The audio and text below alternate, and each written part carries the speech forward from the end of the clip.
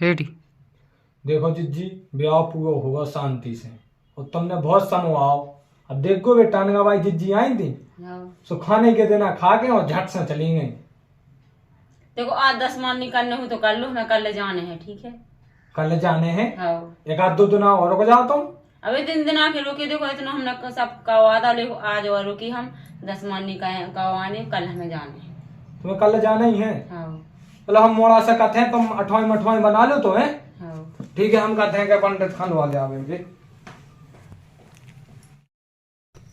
Ready ready. Om Shri Hari Vishnu, Om Shri Hari Vishnu.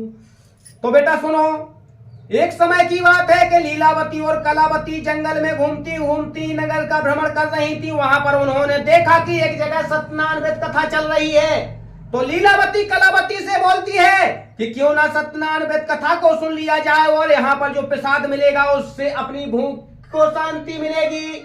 यह सुनकर वह सत्यनारायण की व्रत कथा सुनने लगी और इसी बीच कलावती के मन में एक जिज्ञासा उत्पन्न हुई कि क्यों ना हम भगवान का व्रत करें और इस कथा का पाठ करें। इतना दृढ़ संकल्प लेकर उन्होंने उस प्रसाद को लिया और प्रसाद लेकर अपने घर पर गई और उन्होंने टूटी फूटी जो भी सेवा बनी प्रभु सत्यनारायण की, उसकी कथा का आयोजन कराया। आयोजन में उनके दुख तकलीफ कलेश पूरे दूर हो गए। इति सत्यनारायण व्रत कथा द्वितीय अध्याय समाप्त। चढ़ा दो बेटा, दक्षिणा चढ़ाओ बेटा ये पे कछु।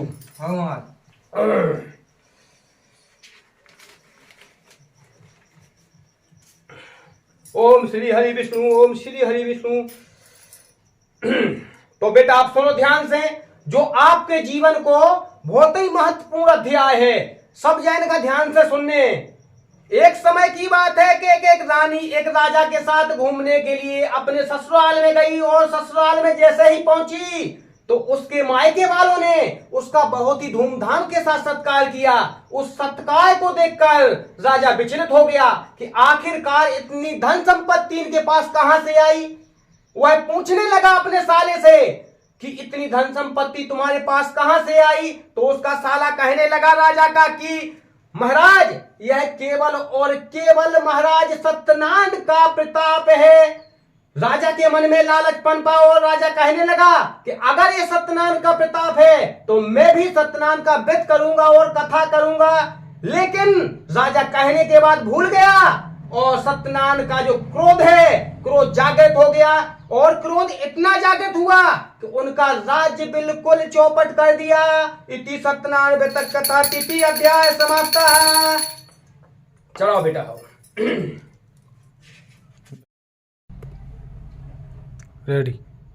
इतनी बात सुनकर पत्नी रूठ जाती है और कहती है कि हमारी नजरों के सामने से जब तक आप अपने माता पिता को नहीं निकालोगे तब तक मैं अन्न का एक भी दाना ग्रहण नहीं करूंगी। पति लाख मिन्नतें करता है लेकिन पत्नी को एक भी बात समझ में नहीं आती, क्योंकि पत्नी बड़े घराने से थी।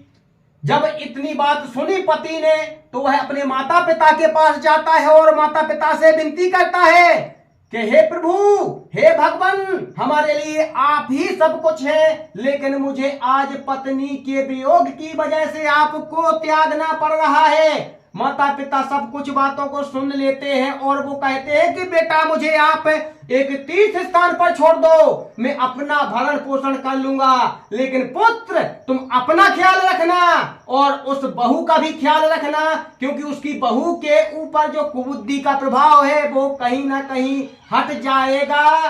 तब पुत्र की आंखों में आंसू आ जाते हैं और वह माता पिता के चरण छूकर रोने लगता है। और जैसे ही उसके माता पिता चले जाते हैं, पत्नी खुश होकर पति को खाना खिलाती है, नाना प्रकार के कपड़े पहनती है, परंतु पुत्र व्याकुल था, दुखी था और पत्नी एक बार फिर पूछती है कि क्या अभी भी तुम अपने माता पिता की याद में खोए हुए हो। तब गुस्से में आकर पुत्र अपनी पत्नी के गाल पर जोर से एक थप्पड़ मारता है और कहता है कि अगर आज के बाद तुमने मेरे माता पिता के बारे में कुछ भी गलत सलत कहा तो मैं तुमको त्याग कर दूंगा। इति सत्यनारायण व्रत कथा चतुर्थ अध्याय समाप्त। चढ़ाओ बेटा हो। हाँ लो भैया, वो खपिया पे ले आओ, अब हवन अवन हो जाए।